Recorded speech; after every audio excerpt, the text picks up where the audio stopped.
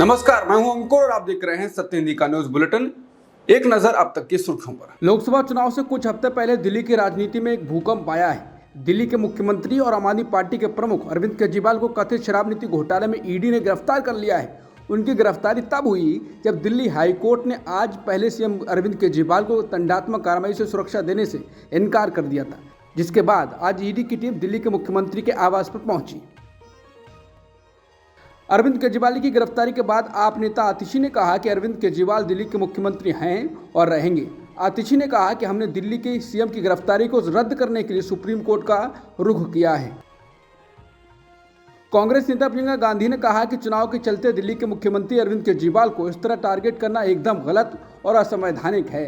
राजनीति का स्तर इस तरह से गिराना ना प्रधानमंत्री जी को शोभा देता है, ना ही उनकी सरकार को। अपने आलोचकों से चुनावी रणभूमि में उतरकर लड़िए, उनका डटकर मुकाबला करिए, उनकी नीतियों और कार्यशैली पर बेशक हमला करिए, यही लोकतंत्र होता है।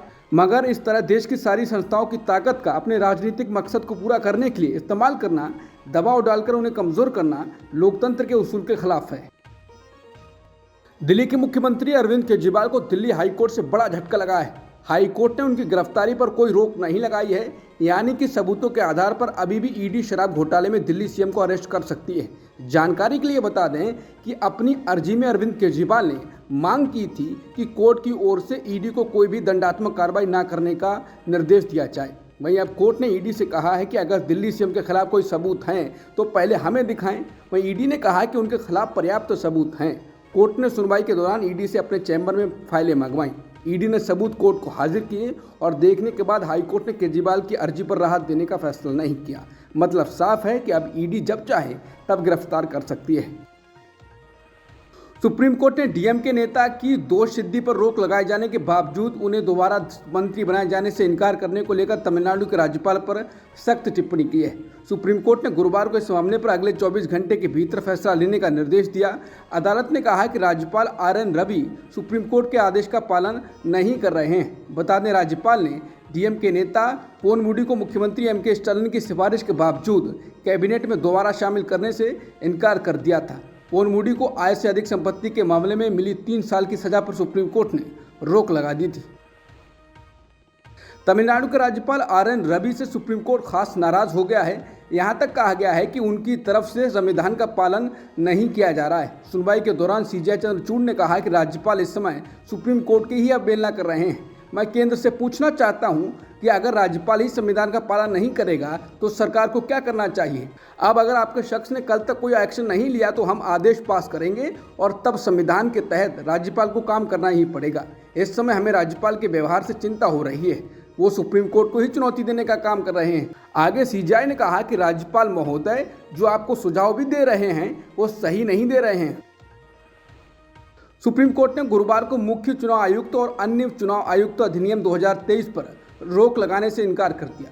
इस अधिनियम के तहत चुनाव आयुक्तों की नियुक्ति करने वाली समिति से भारत के मुख्य न्यायाधीश को हटा दिया गया था। जस्टिस संजीव खन्ना और दीपांकर दत्ता इस अधिनियम के विभिन्न प्रावधानों को चुनौती देने वाली याचिकाओं पर सुनवाई कर रहे थे। ये याचिका कांग्रेस नेता Jaya Thakur, association for democratic reforms यानी एडीआर और अन्य लोगों द्वारा दायर की गई थी।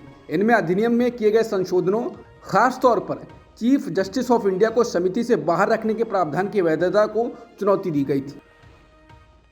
बीजेपी ने लोकसभा चुनाव 2024 के लिए प्रत्याशियों की तीसरी लिस्ट जारी कर दी है। इस लिस्ट में बीजेपी ने कुल 9 प्रत्याशियों का ऐलान किया है। ये सभी प्रत्याशी तमिलनाडु से हैं। बीजेपी की इस लिस्ट में तेलंगाना के राज्यपाल पद से इस्तीफा देने वाली तमिलिसाई सौंदरराजन का नाम भी शामिल है।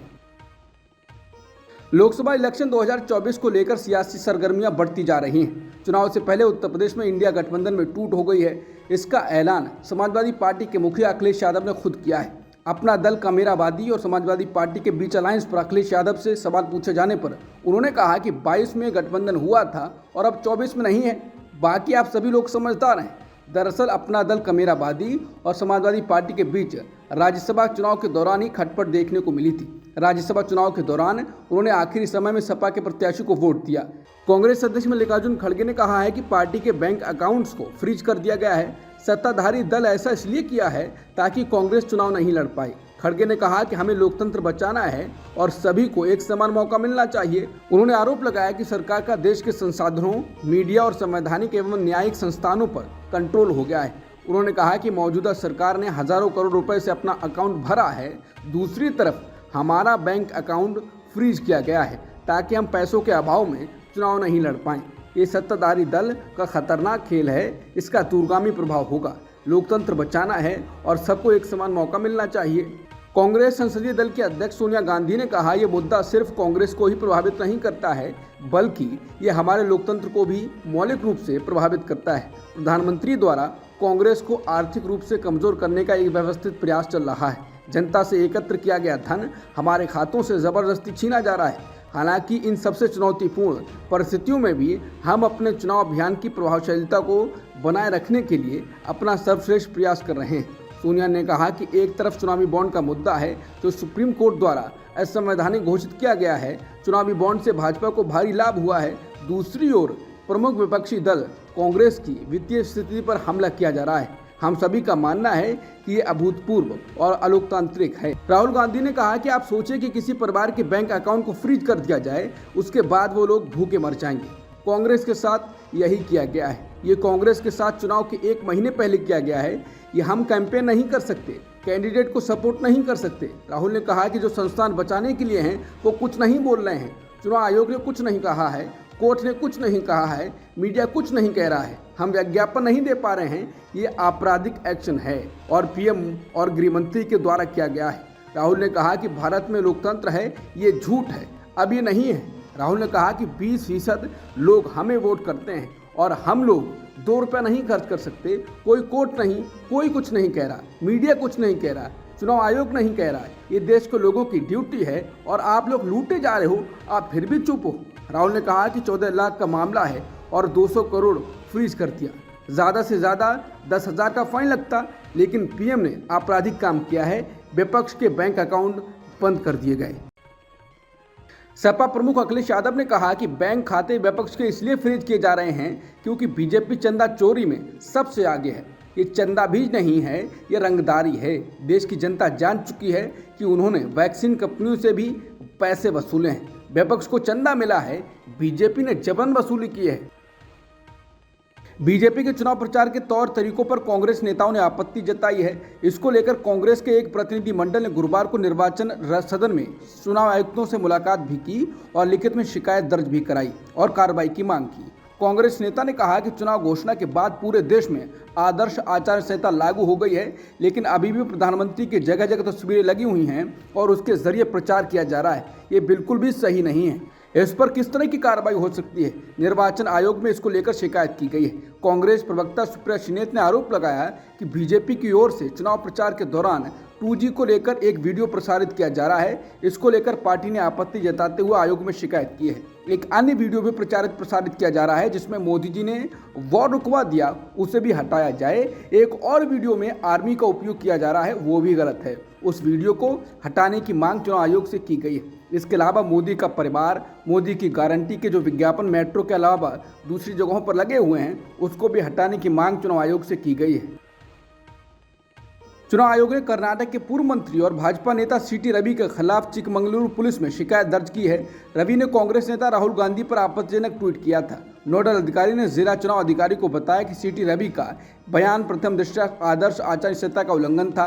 पुलिस ने जानबूझकर घातक या अनियंत्रित तरीके से उकसावा देकर दंगा भड़काने यानी कि आईपीसी की धारा 153 और लोक प्रतिनिधित्व अधिनियम के आरोप में मामला दर्ज किया है। बता दें, सीटी रवि ने ट्वीट कर कहा था कि राहुल गांधी ने हिंदुओं के खिलाफ युद्ध डिक्लेयर कर दिया है। उन्होंने लोगों से धर्म को बचाने के लिए एक होने की अपील की थी। चुनाव आयोग ने विकसित भारत संदेश भेजने को तुरंत रोकने का निर्देश दिया है। ये संदेश केंद्रीय इलेक्ट्रॉनिक्स और आईटी मंत्रालय को भेजा गया है। ये प्रधानमंत्री मोदी का चुनाव से पहले का अभियान है जिसमें लोगों के व्हाट्सएप पर विकसित भारत संदेश भेजकर सरकार के 10 साल के कार्यकाल का गुणगान किया जा रहा था। चुनाव आयोग ने कहा है कि चुनाव घोषणा के बाद फिलहाल आदर्श आचार संहिता लागू है। इस वजह से व्हाट्सएप पर विकसित भारत संदेश को तुरंत रोकने का निर्देश दिया गया है। चुनाव आयोग ने मंत्रालय से इस मामले पर अनुपालन रिपोर्ट भी मांगी है। ये कार्रवाई तब की गई है जब इसको लेकर कई शिकायतें चुनाव आयोग को की गईं। केंद्र सरकार से चुनाव आयोग ने कहा है कि व्हाट्सएप पर विकसित भारत के मैसेज नहीं भेजे जाएंगे। इसको लेकर टीएमसी नेता साकेत गोखले ने कहा है कि क्या मजाक है, आचार संहिता के बाद भी 2 दिन तक व्हाट्सएप मैसेज भेजे गए। अब जबकि लाखों संदेश भेजे जा चुके हैं और सब कुछ हो चुका है, तो चुनाव आयोग ने ये दिखावटी निर्देश जारी किया है। उन सभी को पहले ही भेजे जाने के कुछ दिनों बाद उन्हें संदेश भेजना बंद करने का आदेश देने का क्या मतलब है? उन्होंने कहा कि भाजपा और मोदी के खिलाफ आदर्श आचार संहिता के उल्लंघन की वास्तविक कार्रवाई कहां है। राहुल गांधी के द्वारा शक्ति पर की गई टिप्पणी पर काफी विवाद हुआ। भाजपा और पीएम मोदी ने इसको मुद्दा बना दिया। अब राहुल ने शक्ति का इस्तेमाल बंद नहीं किया है, उन्होंने शक्ति के साथ असुर और लगा दिया है। उन्होंने मीडिया से कहा, हम नफरत से भरी असुर शक्ति के खिलाफ लड़ रहे हैं। भारत में आर्थिक असमानता लगातार बढ़ रही है। एक रिपोर्ट में कहा गया है कि 2022-23 में देश की सबसे अमीर 1% आबादी की आय में हिस्सेदारी बढ़कर 22.6% हो गई है। वहीं संपत्ति में उनकी हिस्सेदारी बढ़कर 40.1% हो गई है। भारत में आमदनी और संपदा में असमानता वाली रिपोर्ट कहती है कि 2014-15 और 2022-23 के बीच शीर्ष स्तर की असमानता में वृद्धि विशेष रूप से धन के केंद्रित होने से पता चलती है। भारत की शीर्ष 1% आमदनी हिस्सेदारी दुनिया में सबसे अधिक है।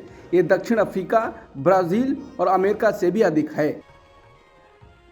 एसबीआई ने गुरुवार को सुप्रीम कोर्ट में हलफनामा दायर किया। इसमें कहा गया है कि उसने भारत के चुनाव आयोग को अल्फा न्यूमेरिक नंबर समेत सभी डिटेल्स दे दिए हैं। एसबीआई ने कहा कि हमारी तरफ से अब कोई भी जानकारी मौजूद नहीं है। हमने इलेक्टोरल बॉन्ड्स की सभी जानकारी इलेक्शन कमीशन को दे दिए हैं। कांग्रेस नेता जयराम रमेश ने कहा है कि 14 मार्च को चुनाव आयोग द्वारा जारी किए गए डेटा से पता चला है कि भारत में 35 दवा कंपनियों ने चुनावी बॉन्ड के जरिए राजनीतिक दलों को लगभग 1000 करोड़ का चंदा दिया है। जब ये कंपनियां बॉन्ड खरीद रही थी तब इनमें से कम 7 पर घटिया क्वालिटी की दवाओं के लिए जांच की जा रही थी। इनमें खांसी, रक्तचाप को नियंत्रित करने और कोविड-19 के इलाज के लिए बड़े पैमाने पर इस्तेमाल होने वाली रेमडेसिविर जैसी दवाएं शामिल हैं। कोई भी ये समझ सकता है कि इन घटिया दवाओं का उत्पादन करने वाली कंपनियों और सरकार के बीच अंदर ही अंदर किस तरह के सौदे हुए होंगे। चंदा दो, धंधा लो। इससे यह भी स्पष्ट रूप से अंदाजा लगाया जा सकता है कि इससे उपभोक्ताओं और लोगों पर कितना बुरा असर पड़ा होगा, जो अपनी सरकार पर दवा बाजार को ईमानदारी और निष्ठा के साथ रेगुलेट करने का भरोसा करते हैं। पीएम मोदी ने रूस के राष्ट्रपति पुतिन को फोन पर बधाई दी। उनकी बधाई के ट्वीट को रीट्वीट कर बीजेपी के नेता सुब्रमण्यम स्वामी ने तंज कसा है और लिखा है, पुतिन को बधाई। मैसेज क्या है? विपक्ष को मारकर चुनाव जीतें और मतदाताओं को धमकाएं। क्या गुजरात में ही ऐसा ही हुआ? बिहार के पूर्व मुख्यमंत्री जीतन राम मांझी गया से एनडीए के उम्मीदवार होंगे। एनडीए के घटक दलों के बीच सीट बंटवारे के समझौते के बाद मांझी की पार्टी हम को एक सीट मिली थी।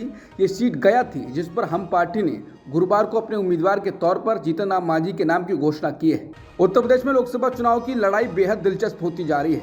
वरुण गांधी के सपा से चुनाव लड़ने की खबरों के बीच अखिलेश यादव ने बुधवार को पीलीभीत से सपा प्रत्याशी घोषित कर दिया। बुधवार को सपा ने पीलीभीत से भगवत शरण गंगवार को प्रत्याशी बनाया, जिसके बाद वरुण गांधी के सपा से चुनाव लड़ने की अटकलों पर विराम लग गया। लेकिन अब भगवत शरण गंगवार ने ही ऐसा बयान दिया है जिसके बाद वरुण गांधी को लेकर फिर कयास लगने लगे हैं। पीलीभीत से सपा प्रत्याशी बनने के बाद भगवंत शरण ने कहा कि अगर वरुण गांधी सपा में शामिल हुए तो मैं अपनी सीट वरुण के नाम पर छोड़ने को तैयार हूं। उन्होंने कहा कि अगर हाईकमान ने उन्हें टिकट दिया तो वो अपनी सीट खुशी खुशी छोड़ देंगे। चुनाव आयोग ने बुधवार को कर्नाटक के मुख्य निर्वाचन अधिकारी को केंद्रीय राज्य मंत्री शोभा करंदलाजे के खिलाफ आदर्श आचार संहिता के अनुसार कार्रवाई करने का निर्देश दिया है। ये निर्देश उनके एक दिन पहले के बयान को लेकर है, जिसमें उन्होंने आरोप लगाया था कि तमिलनाडु के लोग कर्नाटक में आकर बम धमाका करते हैं और बेंगलुरु के एक कैफे में हाल ही में हुए विस्फोट के लिए तमिलनाडु के लोग जिम्मेदार हैं। लोकसभा चुनावों की घोषणा के बाद इस तरह की ये पहली कार्रवाई है। हालांकि पीएम मोदी को लेकर भी शिकायत की गई है, लेकिन अभी तक तो कोई कार्रवाई नहीं की गई है। पतंजलि आयुर्वेद और इसके प्रबंध निदेशक आचार्य बालकृष्ण ने झूठे और भ्रामक विज्ञापनों को लेकर चल रहे मुकदमे में सुप्रीम कोर्ट में बिना शर्त माफी मांग ली है। सुप्रीम कोर्ट में बुधवार को दाखिल एक हलफनामे में उन्होंने ऐसा फिर कभी नहीं करने का भरोसा दिया। इससे पहले मंगलवार को सुप्रीम कोर्ट ने रामदेव और बालकृष्ण को अवमानना नोटिस का जवाब न देने पर 2 अप्रैल को अदालत में पेश होने का आदेश दिया था। यह मामला पतंजलि आयुर्वेद की दवाइयों को लेकर प्रसारित होने वाले विज्ञापनों में भ्रामक दावे करने से जुड़ा हुआ है। उत्तर प्रदेश के बदायूं में 2 बच्चों की हत्या के दूसरे मुख्य आरोपी जावेद को बुधवार की रात बरेली से गिरफ्तार कर लिया गया है। जावेद को बरेली के बरादरी थाना क्षेत्र के सैटेलाइट बस स्टैंड पर स्थानीय लोगों ने पकड़ पुलिस को सौंप दिया। उसके बाद बरेली पुलिस ने जावेद को बदायूं पुलिस के हवाले कर दिया। अमेरिका ने चीन के दावे को अस्वीकार करते हुए अरुणाचल प्रदेश को भारत का अभिन्न हिस्सा करार दिया है। अमेरिकी विदेश मंत्रालय के उप मुख्य प्रवक्ता वेदांत पटेल ने एक पत्रकार के पूछे गए सवाल के जवाब में ये बात कही है। वेदांत पटेल ने कहा कि अमेरिका अरुणाचल प्रदेश को भारत का हिस्सा मानता है और हम वास्तविक नियंत्रण रेखा पर आक्रमण या घुसपैठ, सैनिक या सिविल के जरिए इलाके पर अपने दावे को बढ़ाने की किसी भी एक तरफा कोशिश का मजबूती से विरोध करते हैं। पूर्ण राज्य और संविधान की 6ठी अनुसूची लागू करने की मांग को लेकर केंद्र शासित प्रदेश लद्दाख के जाने माने पर्यावरण कार्यकर्ता सोनम वांगचुक अनशन कर रहे हैं। आज उनका 16वां दिन है। 16वें दिन के वीडियो में उन्होंने पुरानी सरकार और इस सरकार के बीच अंतर बताया है कि कैसे पुरानी सरकार लोगों के आंदोलनों को गंभीरता से लेती थी और ये सरकार अन्ना हजारे के आंदोलन के बाद आई थी तो उम्मीदें और ज़्यादा थी, लेकिन इस सरकार तक आवाज़ नहीं पहुंच रही है। बता दें, सोनम वांगचुक के अनशन को लेकर मीडिया भी गंभीर दिखाई नहीं देता है, बहुत कम कवर किया जा रहा है। महेंद्र सिंह धोनी ने आईपीएल के आगामी सीजन से पहले चेन्नई सुपर किंग्स की कप्तानी छोड़ दी है। उनकी जगह ऋतुराज गायकवाड़ को सीएसके का कप्तान बनाया गया है। अब तक की सुर्खियों में इतना ही। बाकी खबरों के लिए बने रहिए सत्यहिंदी.com के साथ।